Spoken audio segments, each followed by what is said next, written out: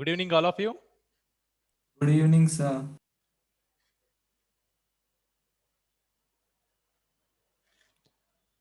What, exams completed in KV? Yes, sir, they got completed. Okay. Sir, Hmm. sir, till which topic you completed? E block, last 14th group. Today I'm going to start 14th group. Sir, so you have completed boron and aluminium. Yeah, completed.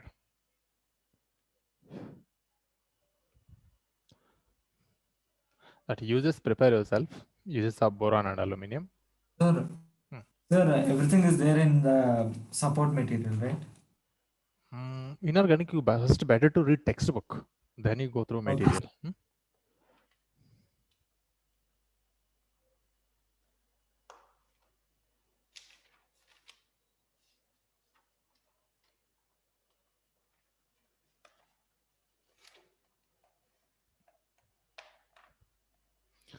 Next, group 14 elements, the carbon family.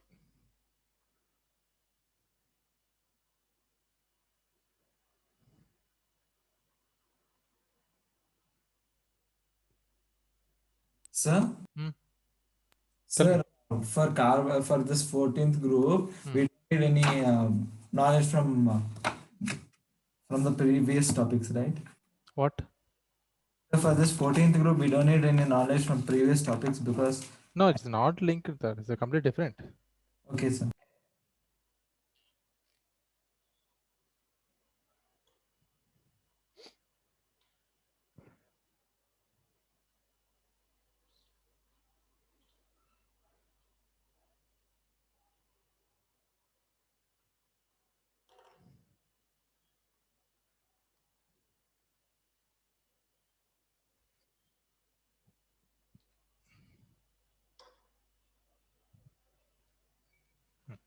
So here, carbon family elements are carbon,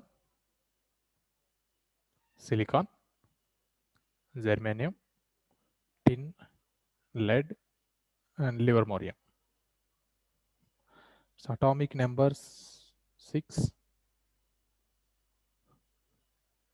14, 32,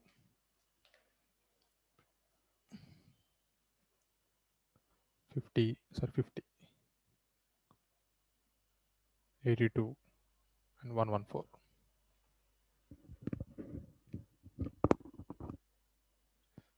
Sir, the last one is radioactive element, right? Radioactive element and man-made element. This also livermorium also man-made element.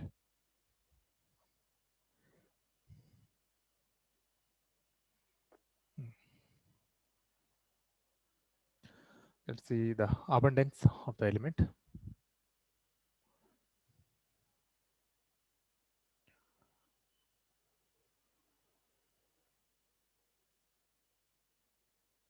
First of all, we'll see carbon, abundance of carbon. Carbon occur in earth crust in the form of mostly in the form of coal and graphite, diamond, along with in some minerals like metal carbonates or even in the form of metal bicarbonates. This is in the solid form. Carbon occurrences in the solid form, mostly in the form of coal, graphite, diamond, and metal carbonates as metal bicarbonates. Along with this, carbon in the atmospheric air percentage of carbon dioxide is 0.003 percentage, so 0.03 only. So that is also carbon abundance. And most amount of the carbon, I mean not most amount, in the living things, in plants and in animals, carbon content is more, and also in food materials. And almost all organic compounds are devoted to carbon compounds only. So those are the abundance of carbon and its importance. So next, silicon. Silicon is the second most abundant element. Carbon abundance is 13th most element.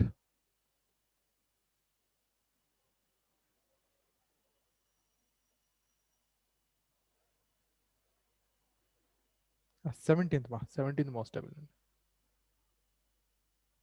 The abundance carbon position is 17th position. Silicon is the second most element. First is oxygen, then silicon. Silicon, its minerals are silica and silicates.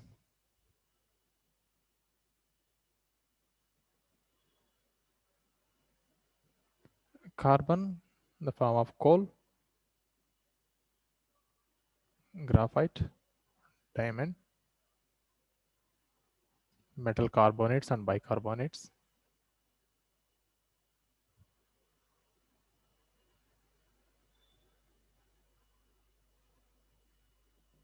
Next, abundance of these elements is very less. Livermore means man-made element. It is a radioactive element. Because of its low, very less half-life, study of chemistry also very difficult. Now the electronic configurations. Sir, could you repeat? See, livermorium, this element is a radioactive element and also it's a man-made element. Its half-life is very less. In seconds only, it's not mentioned, but it is in seconds only, 10 or 15 seconds only. It's half-life, very less. That's what it is very difficult to study the study of chemistry of this livermorium element. That's why not given anything much about livermorium. Okay, sir. Next, electronic configurations. So these elements abundance is very less now. This is 17th most abundant. This is silicon is nearly percentage 27%. And the abundance of these elements is very less. This is the radioactive element. Last one. So electronic configuration.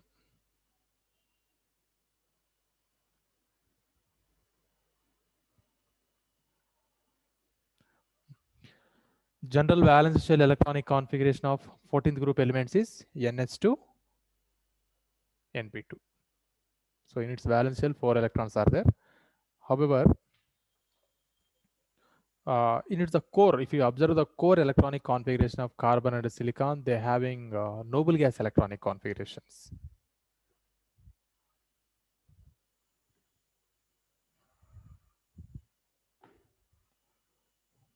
One S2, 2S2, 2P2. So this is valence shell. Then core electronic configuration is noble gas configuration. This is even silicon also 1S2, 2S2, 2P6, 3S2, 3P2.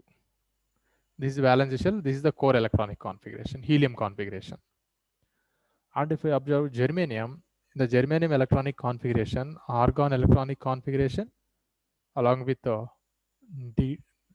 d electrons, and then valence shell electronic configuration. In tin also almost same, noble gas krypton and 10 d electrons after valence shell electronic configuration. This is lead also. Lead having a noble gas configuration along with 10 d electrons. 1 minute, this is the 4d, 5d and 4f14 electrons and valence shell electronic configuration.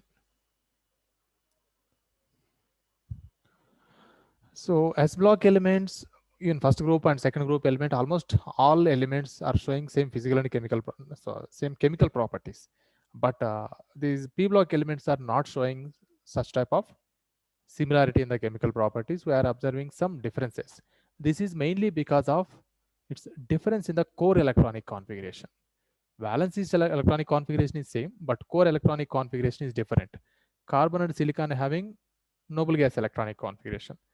Germanium and tin having noble gas electronic configuration and 10 d electrons. Lead having noble gas electronic configuration, 10 d electrons and 14 f electrons. Because of Sir, differences. Yeah, tell me. sir, but silicon and germanium are very, very close in chemical reactivity, right? Yeah, that's okay. Remaining, I'm talking about remaining elements. So overall, it is showing some variations. All group elements not follows same chemical properties. Some are okay, some properties are different. We'll see now what are those differences. Okay, next, radii as well, observe covalent radii.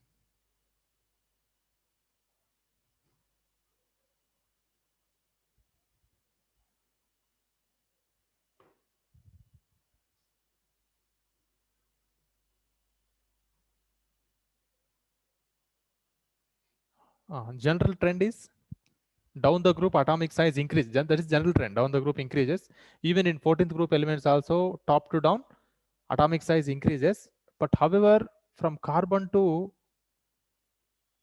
silicon, there is considerable increase in the atomic size. If you observe, carbon size is 77 picometers. Silicon size is 118 picometer. No need to by heart, just know that point enough. Here there is a much increase in their atomic size. Then further, atomic size increases, but the difference is very less. Germanium atomic size is 122 picometers. And here it is 140. This is 146. Sir, sir, is this due to availability of d orbital? That is not because of, that is because of poor shielding effect of d and f orbitals. So silicon not having d electrons. Germanium onwards, d electrons are present. Germanium, tinols have lead having d and f electrons also. Due to poor shielding effect of d orbitals and f orbitals electrons, here there is no much increase in their atomic size. Almost maintains close values, but here considerable value means increased here 77 to 118 value, but further almost close values it maintains. So better to note down this. Note value, just if note values, no need to by heart, just know that size of carbon to lead increases, but carbon to silicon considerable increase. Further, almost same maintains same similar atomic sizes. This is because of poor shielding effect of d and f orbitals.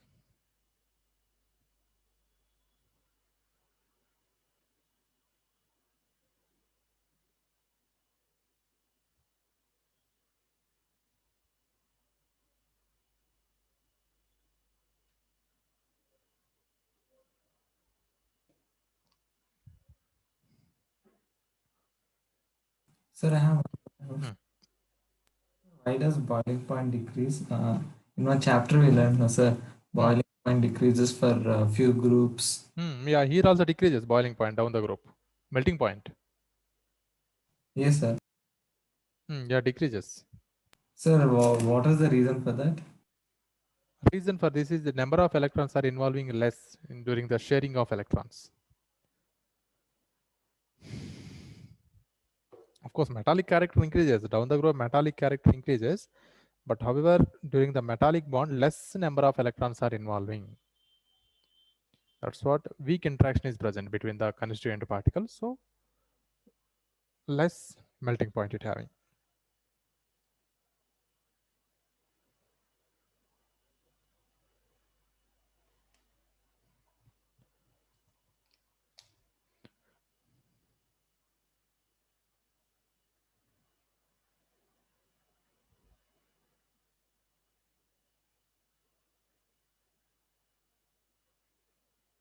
Okay.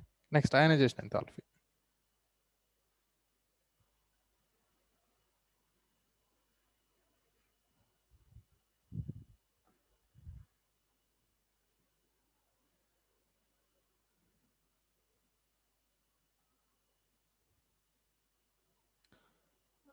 Down general trend is ionization enthalpy down the group decreases. Of course, here also down the group ionization enthalpy decreases, but the last element lead having little higher ionization enthalpy than tin.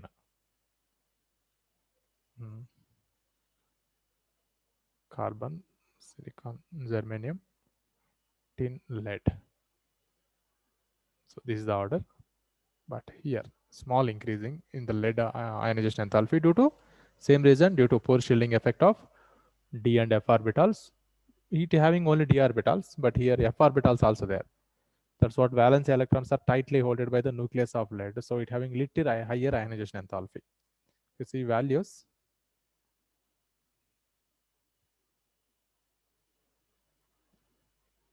This is 1086 kilojoule per mole. This is 786 761, 708, and 715.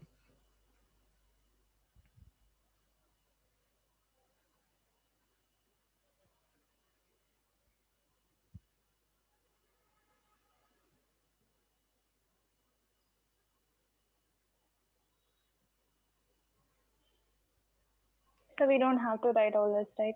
Yeah, right. Note down. Due to poor shielding effect of D and F orbitals.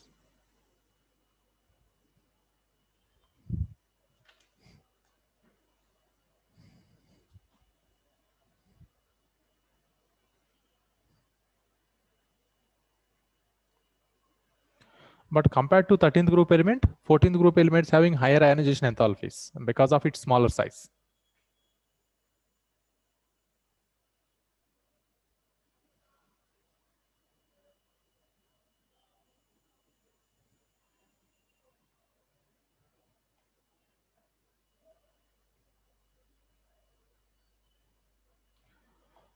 Next property, electronegativity.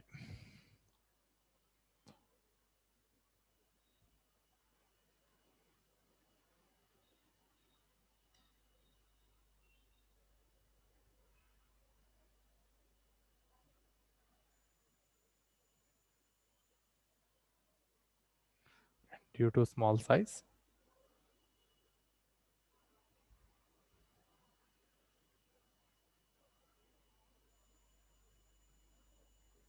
these elements have slightly higher electronegativity than 13th group elements.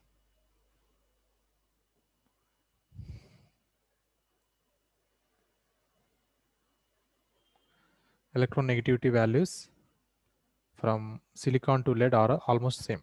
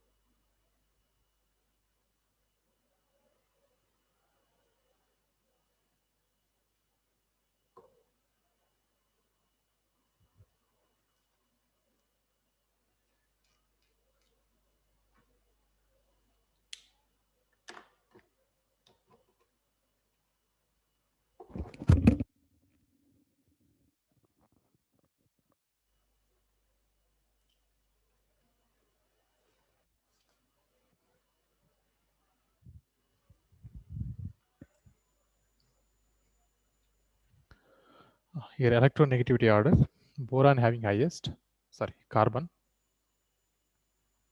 then silicon, germanium, tin, little lead having highest. Carbon is 1.5. It's all having 1.8. Sir, why does it stay the same? Reason is affecting of that electrons in their core electron effect is there. At the same time, But nuclear. it has a proper trend, right? We learned in a periodic. Yes, proper trend what we studied. So Down the they, group, electronegativity decreases, left to right, yes, electronegativity increases. Okay, here also maintain same, no? Down the group, almost increasing, but some exceptions are exist. Those trends we are mostly observing left two groups and right side two group elements. so do they properly follow trend using a different scale? Not in, no, okay. Yeah, if we follow different scales, almost we are getting same values only here.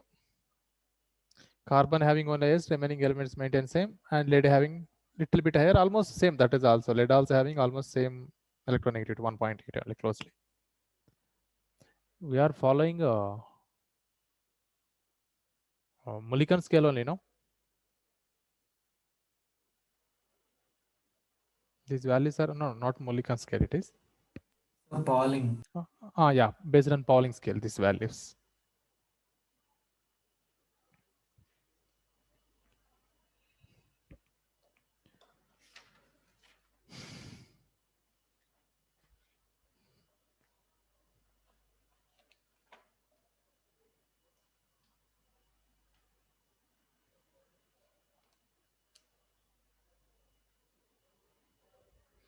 Okay, next physical properties.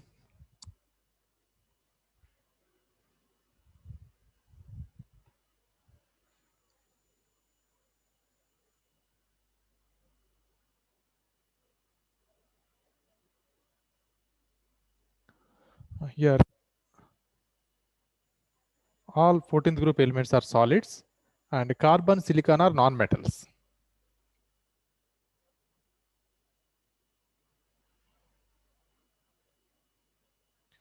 Next, germanium. It is a metalloid.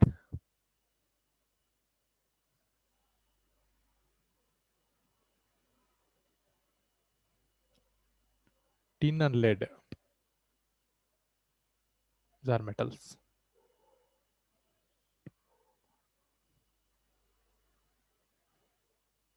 So silicon is also a metalloid only, right?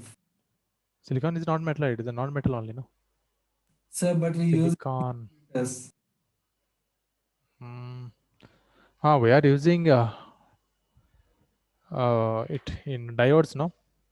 yes. But it conducts electricity in its structural form because of some free electrons. When we dope, then only it can conduct electricity. It's a non-metal only. Got it.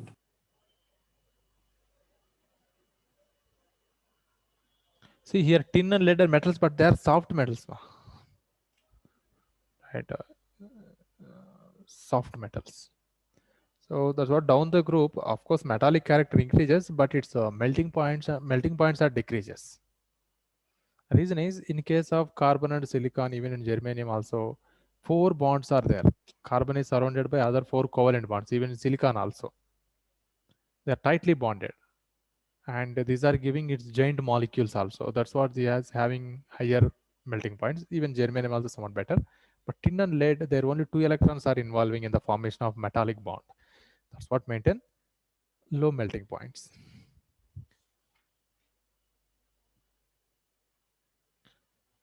See the melting point of carbon is 4373, highest. This is for diamond, and silicon is 1693, germanium 1218, tin is very less, just 505 only, lead little bit higher, 600. But down the group density increases now.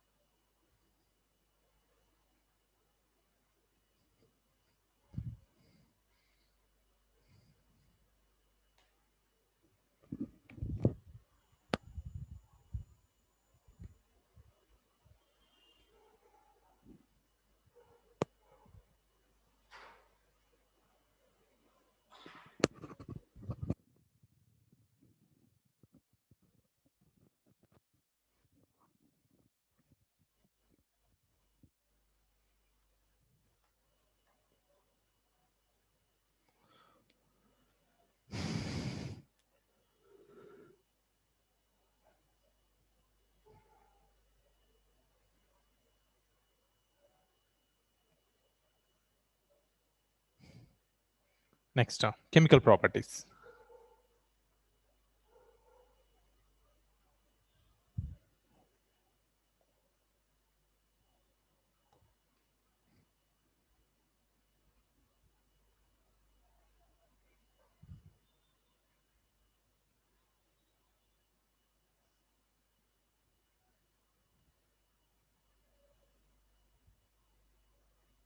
First, we have to study here oxidation states.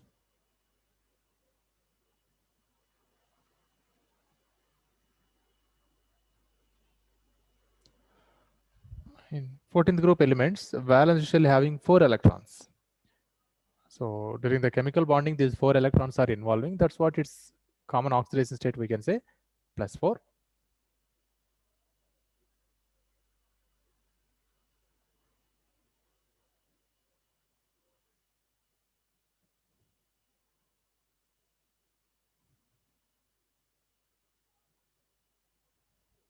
And in addition to +4, some elements able to show +2 oxidation state.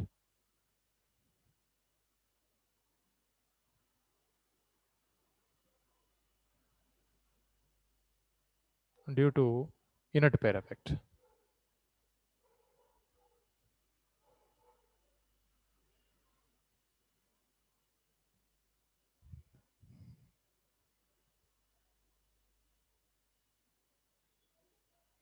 See, all are showing +4. Even carbon can show -4 also. That's okay. There is no. From germanium onwards, these elements can show +2 oxidation state also. This is due to inert pair effect.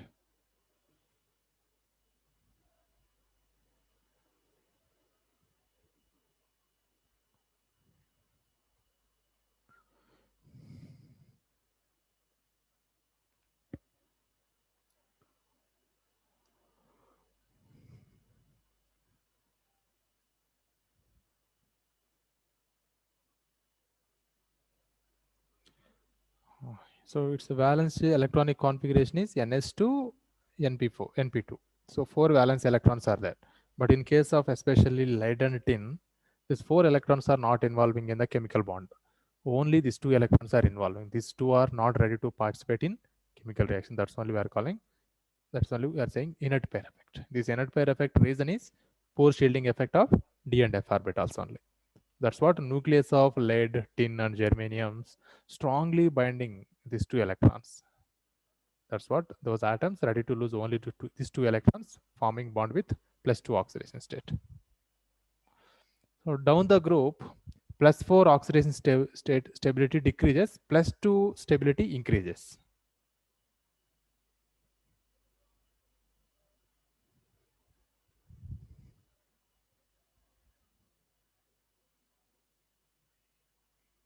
Down the group, +4 oxidation state stability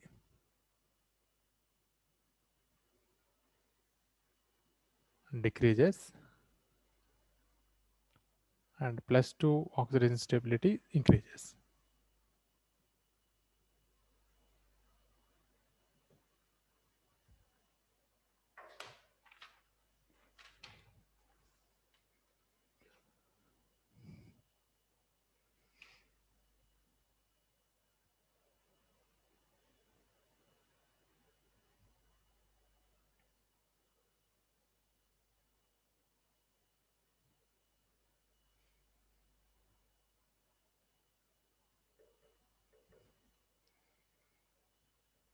So those down element like that's tin and lead in +4 oxidation state, they are acting as a good oxidizing reagent because to these elements, +4 is highly unstable. That's what immediately they gain 2 electron and acting as a good oxidizing agent and maintaining +2 oxidation state stable. Sir? Yes, tell me. So what we should do to get +4 oxidation state then? What? So like when we are trying to check whether +4 is stable or not, obviously we need to check how long and how is how its reactivity is at +4, right? So suppose if you take tin element tin or lead element with something any other element. Here it is in suppose in +4 oxidation state like PbCl4. It is highly unstable. It becomes PbCl2. In +4 oxidation state, it is not much stable. It becomes stable only in +2 oxidation state. So here what happened? +4 is changed to +4, +2, reduced, and acting as a PbCl4 is acting as a good oxidizing agent. Sir, I have a doubt. If we keep like PbCl4 at very high temperature, then will it stay? It very easily decomposes. Sir, at very low temperature? At very low temperature, we can't confirm. But at very high temperature or even at room temperature, but it's depending upon other substance. If nothing is closer to this, it will become stable. If any compound is closer to PbCl4, it is acting as a oxidizing agent. Got it. So as tin and lead in +4 oxidation state acts as good oxidizing agent.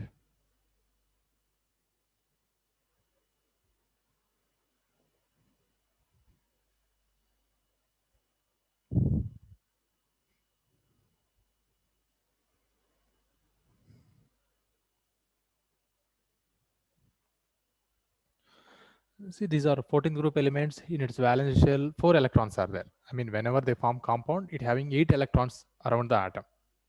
That's what these are forming electron precise compound. Don't write, listen this, electron precise compounds.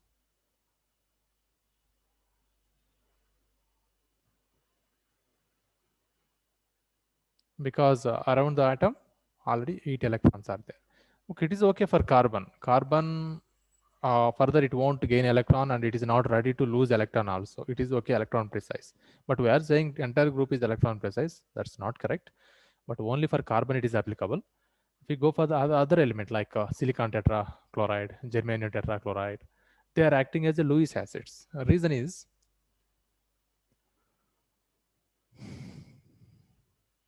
already it have 4 bonds, octet configuration is there, but in their third shell, empty d orbitals are present.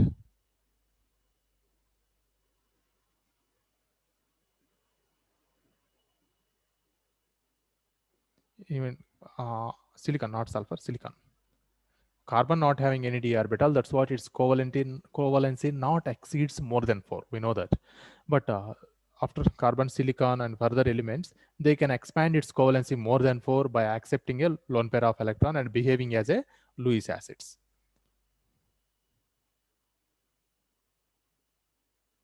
So these having Lewis acidic character and accepting pair of electrons, and they can increase its covalency more than 4. They can form silicon hexachloride complexes, germanium with water molecules, it can form complexes. Tin also it can form complexes. What makes a compound say complex? What? So like we learned compounds, right? So what makes a compound complex? Compound to become complex, here here we are calling these groups ligands. These are donating pair of electrons. Here involved bonds are coordination covalent bond.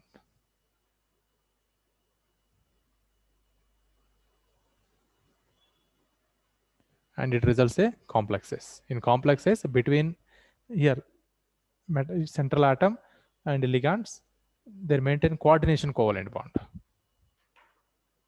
So those are Yes. calling coordination compounds or complex compounds. So, but not all of them will go through coordination covalent. All elements, no, few elements only can form. All elements cannot. Most of the elements which having empty d orbitals or d orbital, those elements mostly forming coordination compounds. Even magnesium also can form. Chlorophyll, it is a coordination compound. Aluminum complexes, yes, they also coordination compounds because they're having empty d orbitals. No, if you see carbon, it's having 4 orbitals only in the valence shell. That's what maximum it can form 4 bonds. its covalency cannot exceed more than 4. But other elements can expand. Because of its empty d orbitals, it's forming complexes.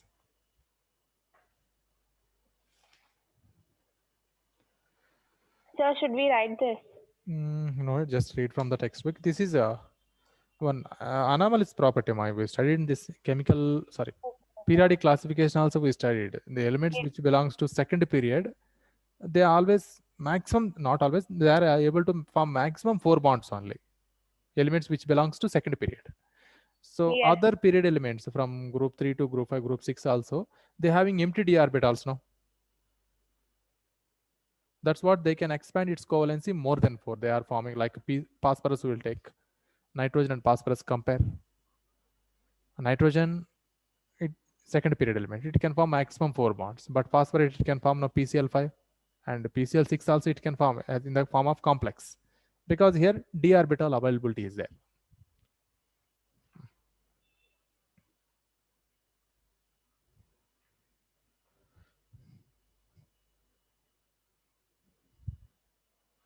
Okay, next, reactivity towards oxygen.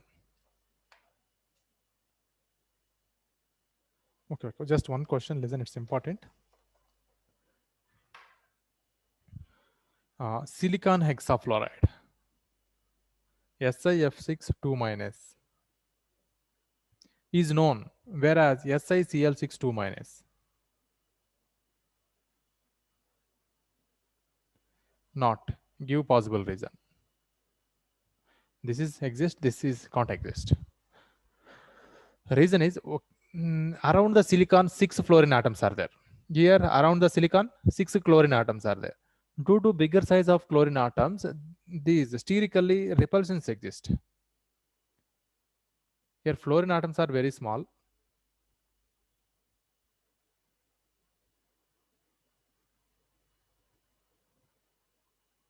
So here less steric enzymes.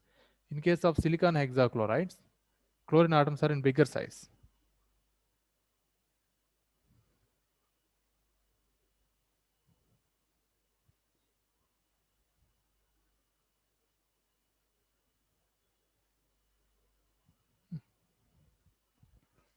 Here steric repulsions are exist. That's what silicon hexafluorides is not possible to prepare. I mean, that is a not much stable compound.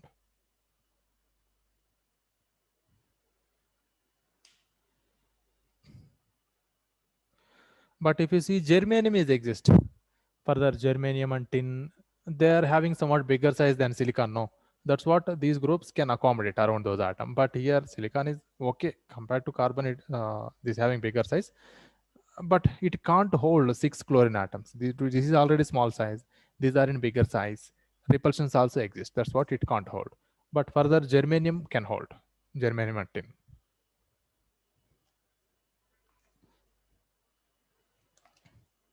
Next, reactivity towards oxygen.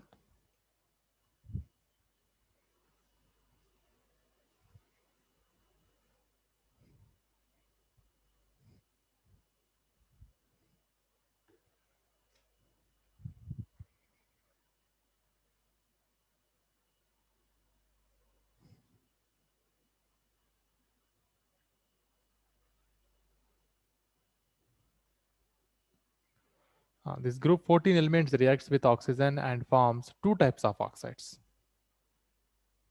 One is MO type oxide and MO2 type oxides it can form.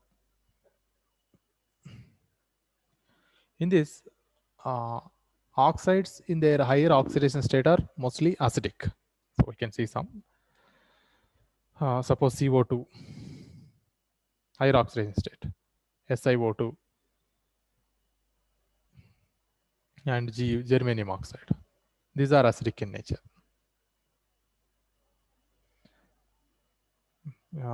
Tin oxide, lead oxide, these are amphoteric.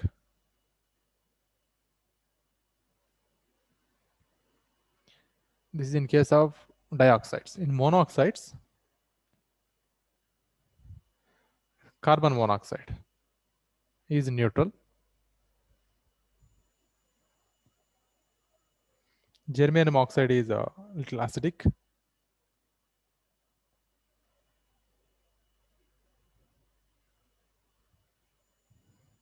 Lead oxide and tin oxide are amphoteric.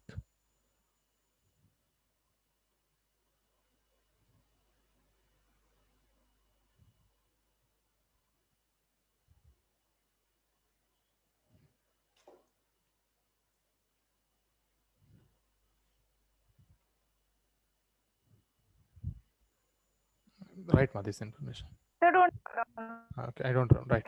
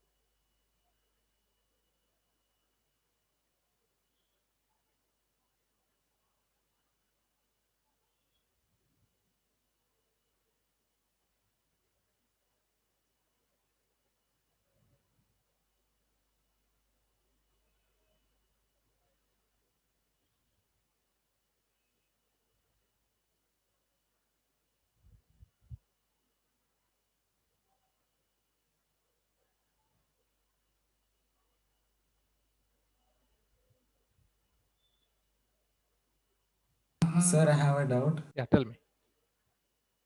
Sir, do dative bond have bond enthalpy? Oh yeah, it have.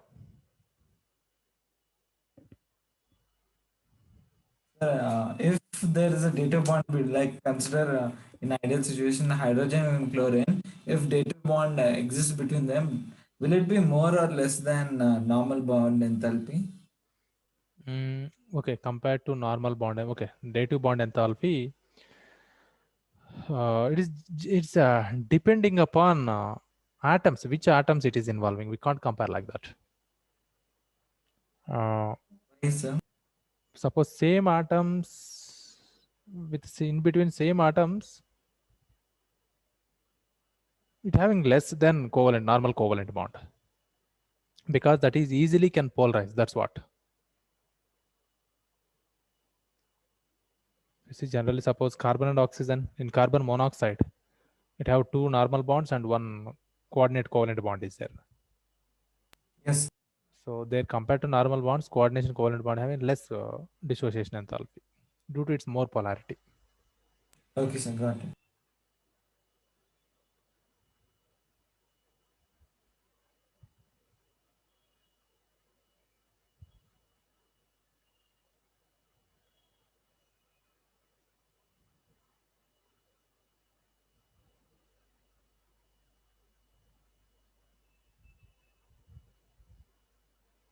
Okay, next reactivity towards water.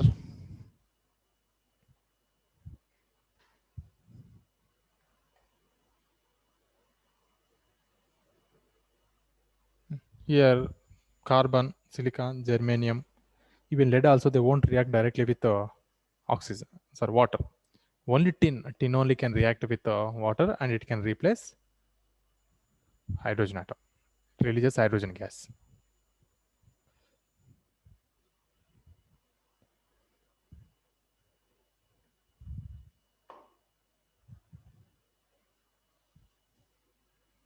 Carbon, silicon, germanium are not affected by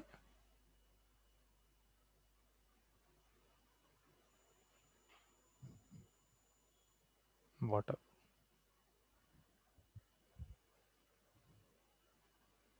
Tin decompose steam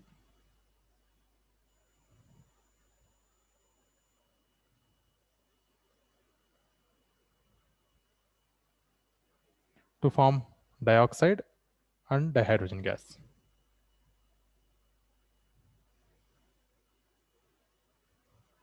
Why only 10? Hmm? Sir, why only 10? That is because of, in this case, these are enthalpy is not supporting. Tin, if you see lead that having oxide film, that's what it is not affected. But tin not having such a supportable oxide layer, that's what it is easily affected by water.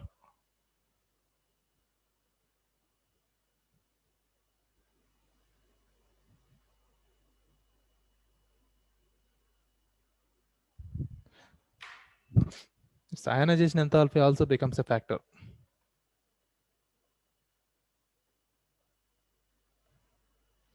And the lead is not affected by water.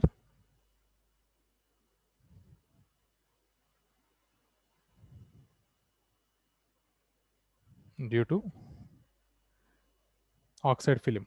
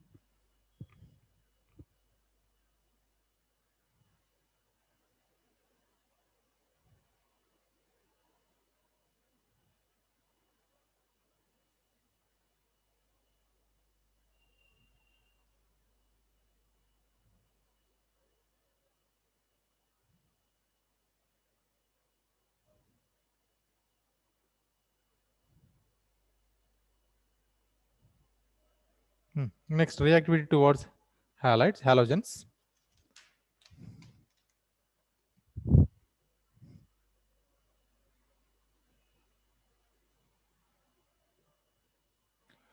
These elements reacts with the halogens and form dihalides and tetrahalides.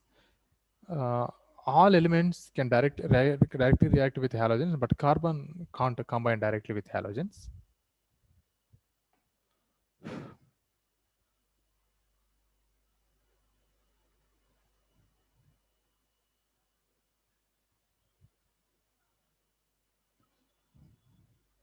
MX2 and MX4 type of halides.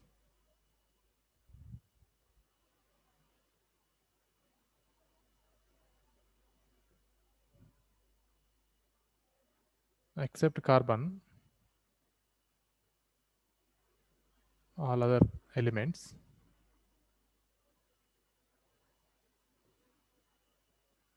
directly combine with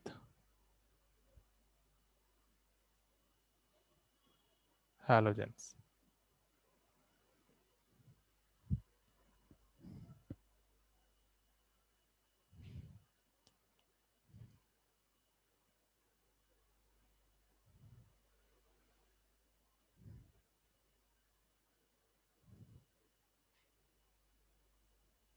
So here MX4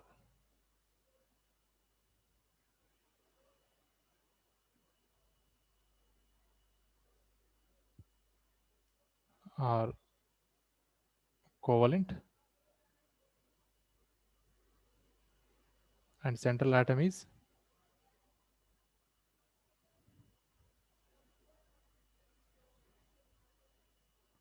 sp3 hybridized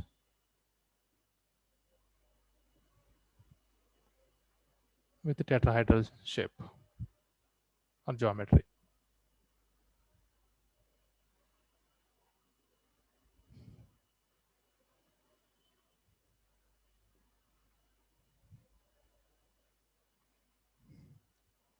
But here exceptions are there. Tin fluoride and lead fluoride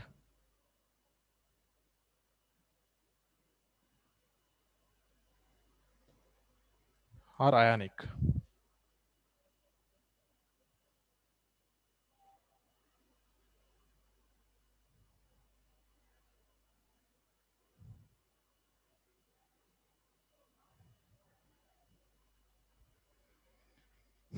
Lead iodide,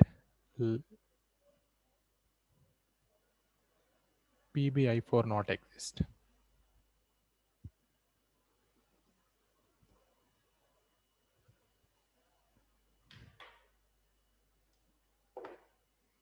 So there are no equations here. No equation.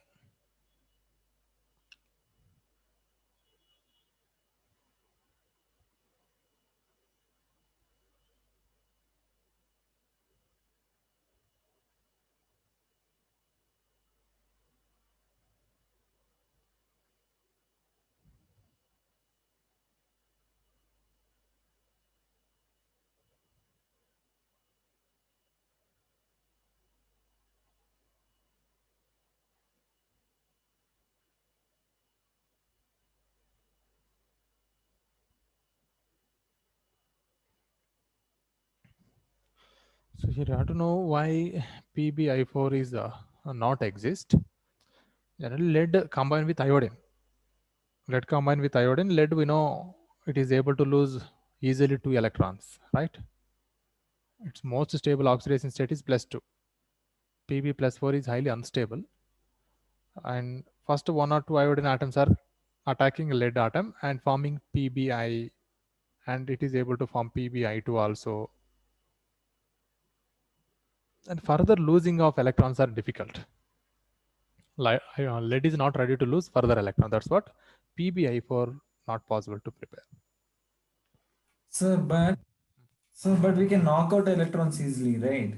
Means to knock out electron, how this iodine should get should have higher electron gain enthalpy, not to knock out. Iodine not have that much ability, no. Yes, sir, yes. That also needs support. But here it is forming fluorine and oxygen forming means they have high electron gain enthalpy.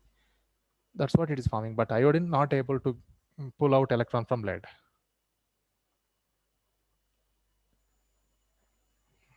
Okay, next here, if you study the stability of halides, down the group stability of dihalides are stable. Means MX2 type halides are more stable than MX4 type.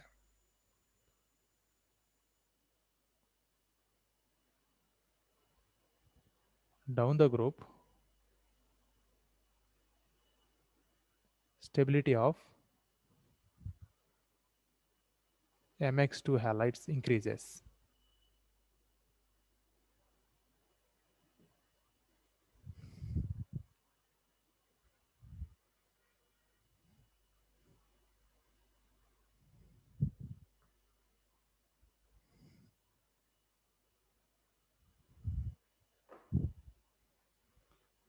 That is SNX2 more stable than SNX4. PBX2 more stable than PBX4.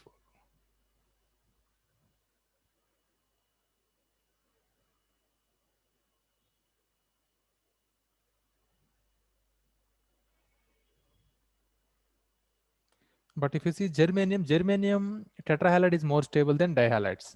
Carbon also, carbon tetrahalides are more stable than dihalides.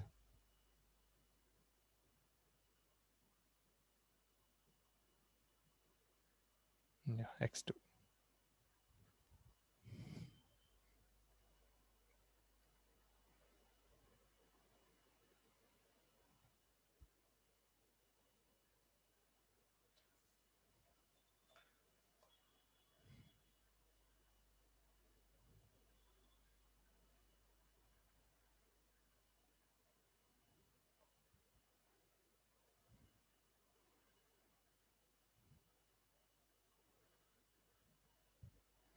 Okay, next point. Except carbon tetrachloride,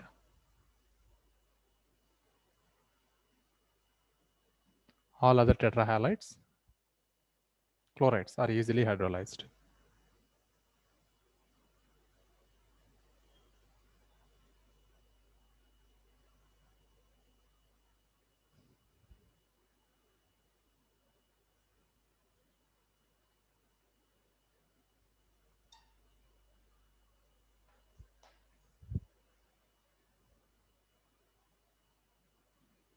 By water accepting the lone pair of electron from oxygen atom.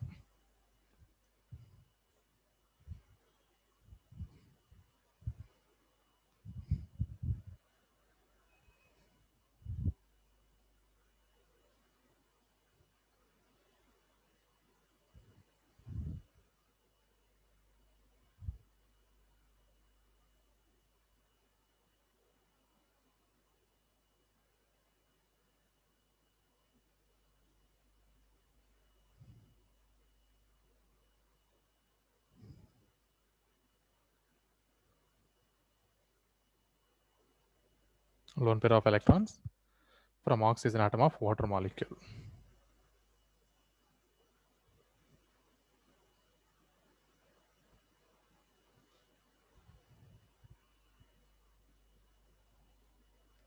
In d orbitals.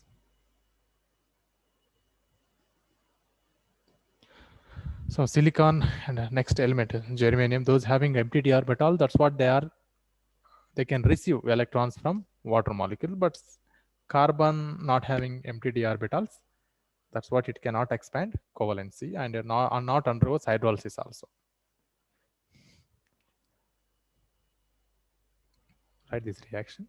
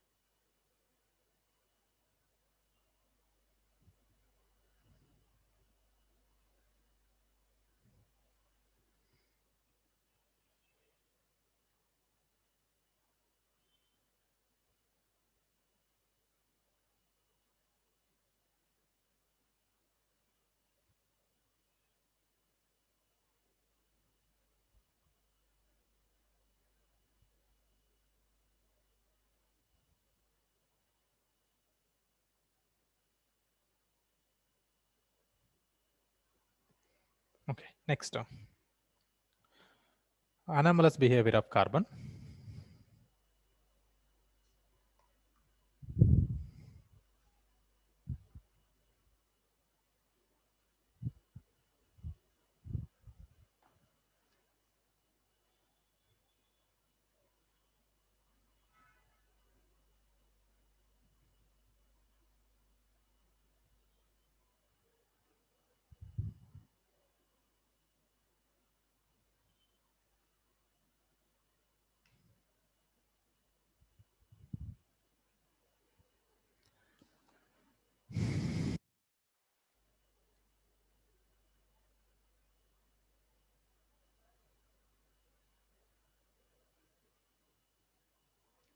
Okay, see, due to its a small size, high electronegativity, and higher ionization enthalpy, and due to unavailability of d orbitals, carbon can show some anomalous properties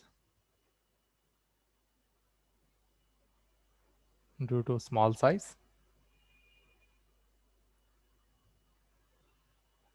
higher ionization energy, higher electronegativity,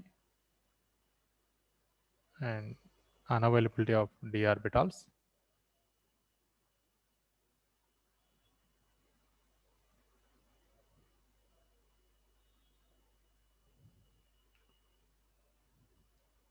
Carbon show anomalous behavior.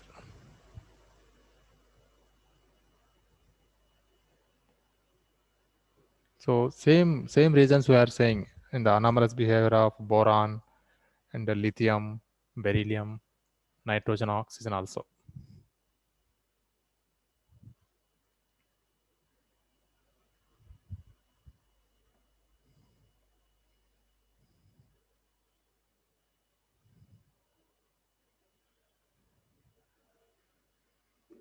See the first anomalous behavior.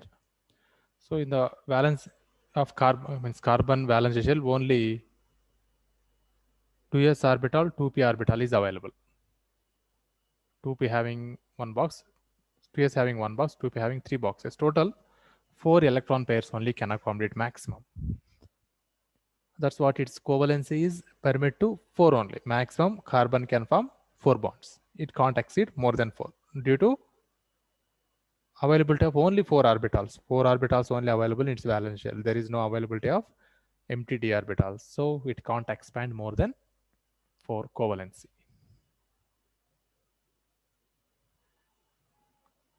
The covalency of carbon is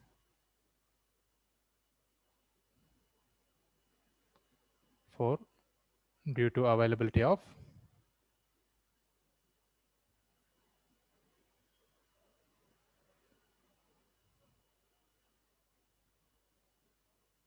four orbitals in its valence shell.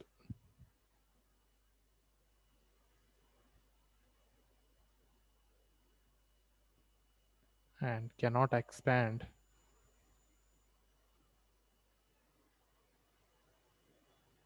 more than 4 covalency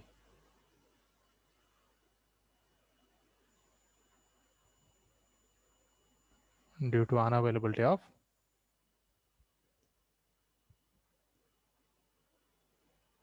empty d orbitals. But other elements in its group, other elements can expand because availability of d orbitals.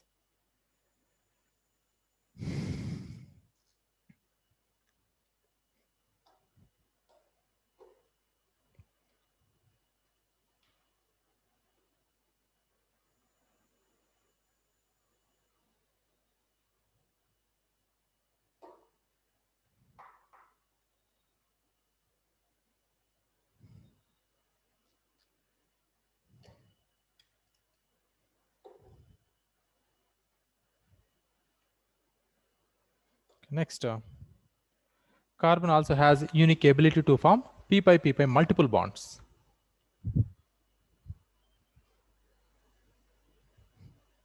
Carbon has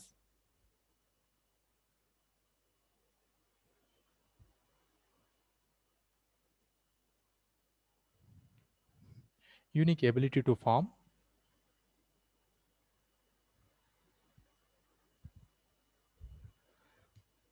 p pi multiple bonds.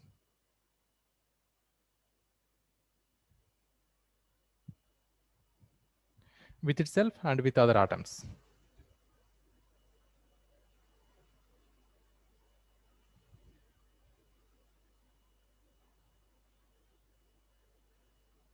The other atoms of small size.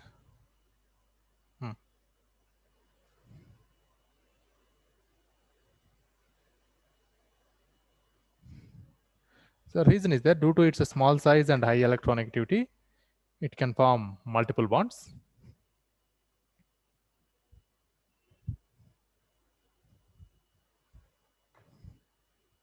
So example, carbon-carbon double bonds, carbon-carbon triple bonds. Carbon with nitrogen can form triple bond and double bond also. Carbon with oxygen. Sulfur also.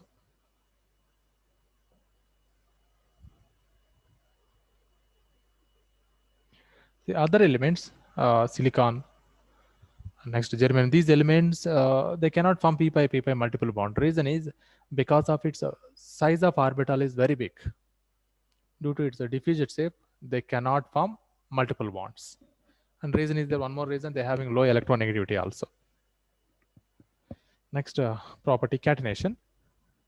Carbon atom has the tendency to link with means other carbon atoms. Due to that, it can form ring structures, chain structures. That is the reason to exist large number of carbon compounds, means organic compounds, due to catenation capacity of carbon atom.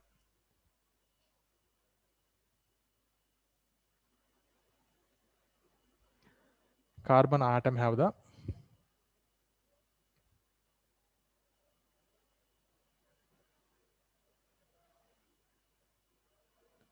tendency to link with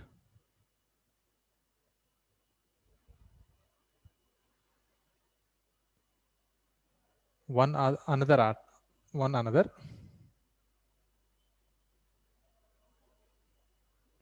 through covalent bonds.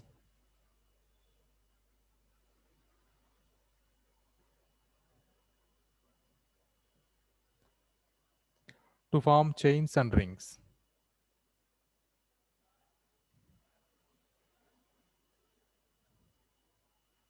Frequently asking this definition.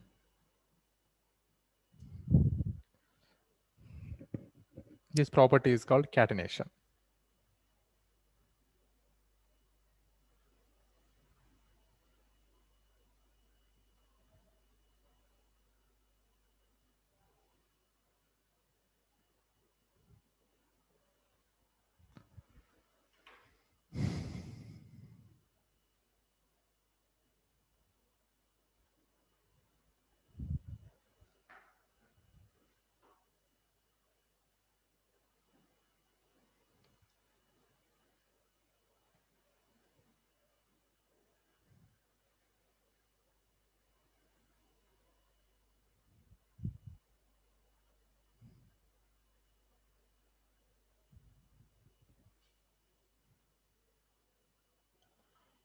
Due to catenation,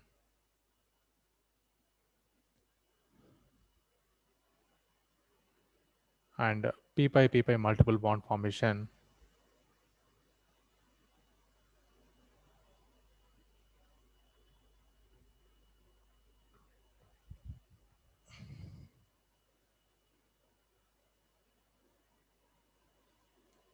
carbon is able to show allotropic forms.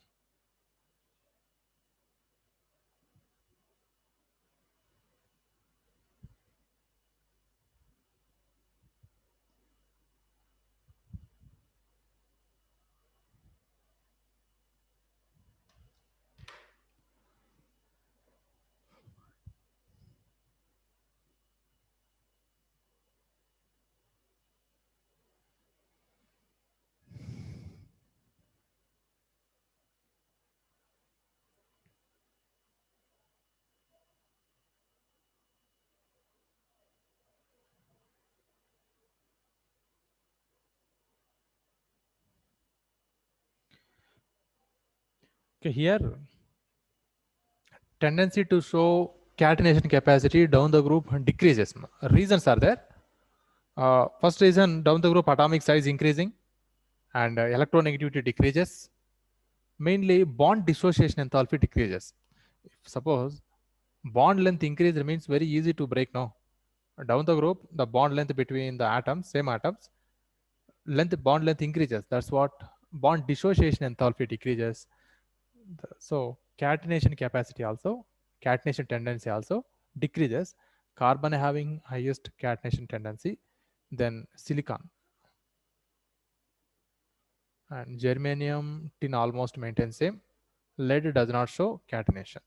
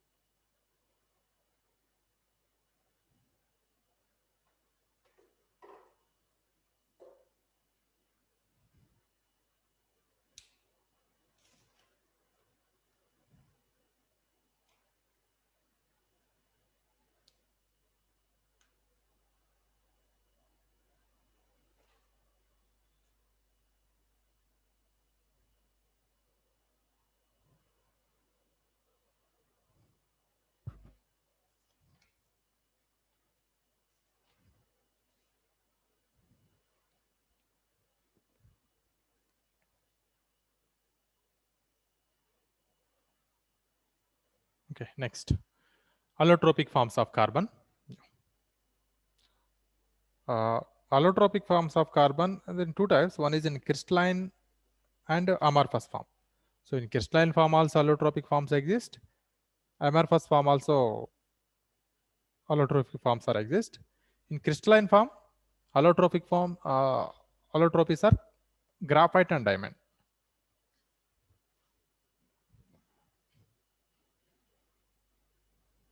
And in amorphous form, we can see fullerenes, carbon soot, and Graph.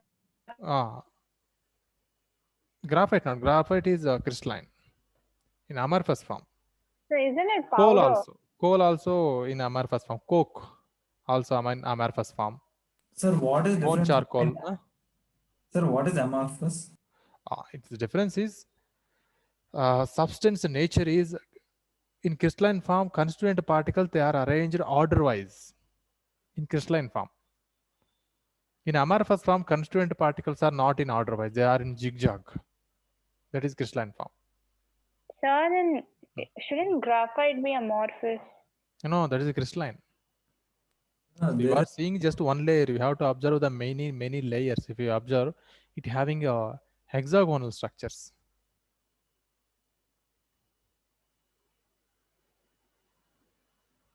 In entire crystal, I am talking about full crystal, graphite crystal. So then how is it powder form? Like Powder generally form. amorphous substances are powder form, right? Yeah. Then how is graphite in the form of powder? Powder, even if we make it into a powder, their constituent particles are in order wise.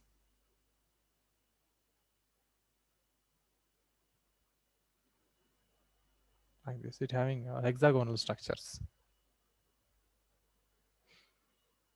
Even if you make in powder graphite in powder form, their constituent particles maintains particular order. If you make it into atomic state, then no, it is not having structure. In molecular state, if you observe, it having a proper order.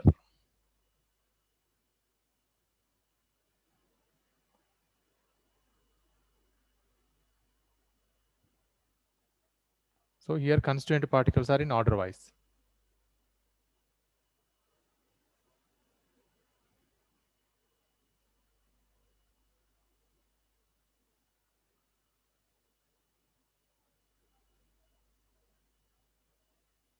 So here constituent particles are in disorder. That is amorphous form. Here order wise is there, no, that's what it is, crystalline form. And many differences are there between crystalline and amorphous form. If we cut this crystalline form, it gives a smooth surfaces. It won't give smooth surface, it gives a rough surfaces. Amorphous form. Just suppose if you break the coal, is it gives a smooth surface or a rough surface? rough. Rough surface, yes. Break plastic material. Break any plastic material, it also gives a rough surface. It won't give smooth surface. Yes, sir. It will give sometimes rough, sometimes smooth. Like if we take material like polythene, that time it will be smooth only, right? No, it gives a rough surface. Glass material, break glass material, then you observe that wherever you break, that edge observe, which it is a rough or smooth. Sir, it is smooth, right? No, it is rough. It gives rough only. It is not. That is not smooth. Okay. Very simple. Sweet name is okay. Any smooth sweets you take, and if you break, means not with knife, just you break that. Make it into two pieces and observe how it is a rough or smooth. That's name is Kazu Katli, right? Make it into two pieces, and wherever you break, observe that surface. You feel rough or smooth?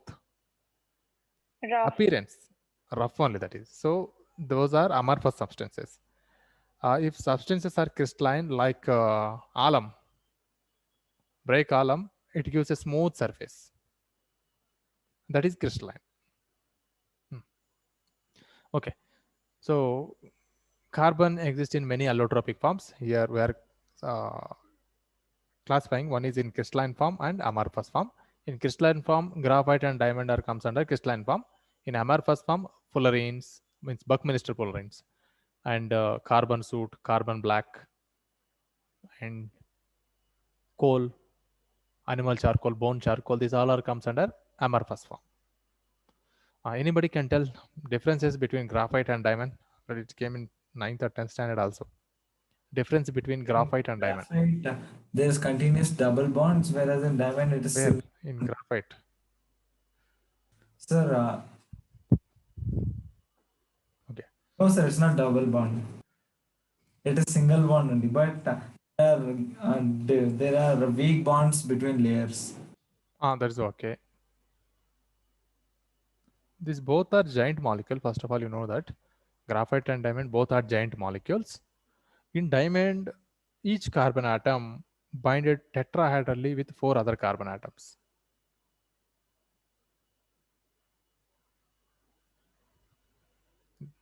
This also further linked to 4 other carbon atoms.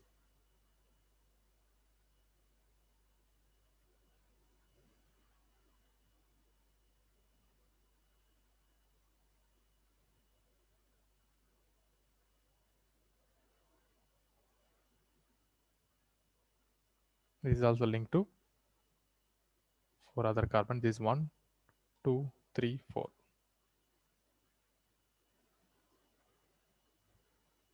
So shall we draw this? No, just listen concept.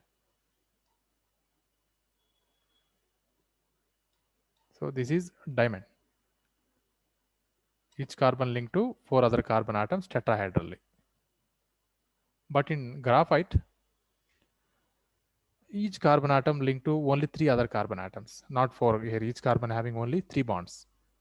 And it forms a hexagonal rings.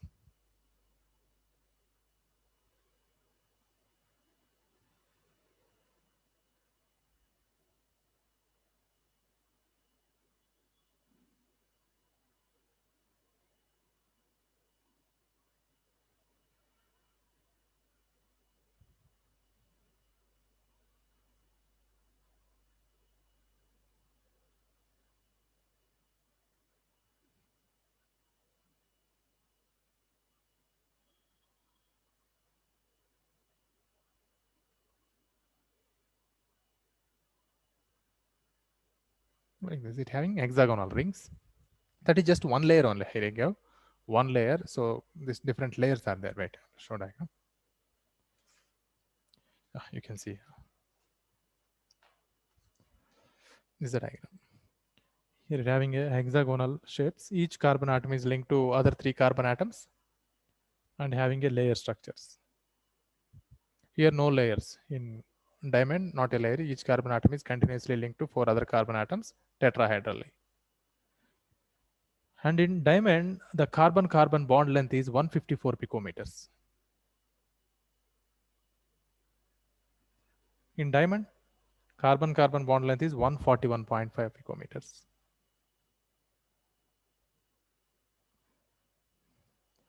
And in between layers, between layers, in graphite only having layer structure, 340 picometers.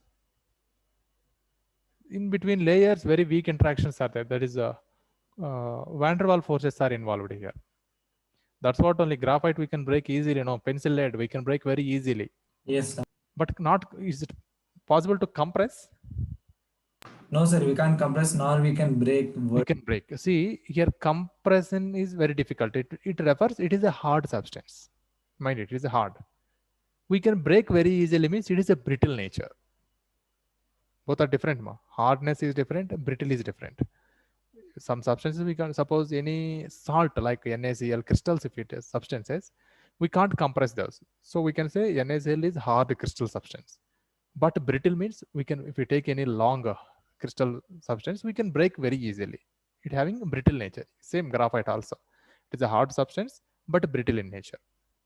And diamond, it is a hard only. It is not having brittle nature. We can't break a diamond. It is a very strong covalent bonds are in between, exist between the carbon atoms. And then we can say diamond is a bad conductor of heat and electricity. A graphite is good conductor of electricity. Reason? What is the reason? Sir, sir, here I think the reason is that due to smaller bond length, electrons are easily. No. It's very simple. Look, carbon having 4 electrons in valence shell. 4 electrons have each Yes, sir. carbon Yes, atom. sir. In diamond, carbon is forming 4 bonds, means all 4 electrons are involved in a chemical bond. No free Yes. electron. That's why it is a bad conductor of not heat form, bad conductor of only electricity.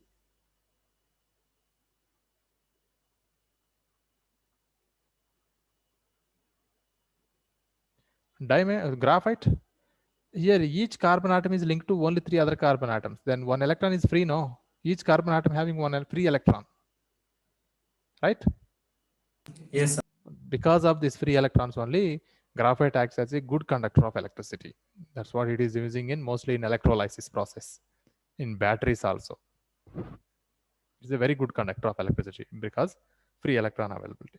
Sir, I have a doubt. Tell me. Sir, which is more stable, diamond or graphite? Graphite is more stable thermodynamically. Sir, why is it more stable? That is we're seeing in decay process. Diamond after some years, after 1 lakh years or 2 lakhs years, diamond is changes to graphite, but graphite not changes to any other form. It is a stable only.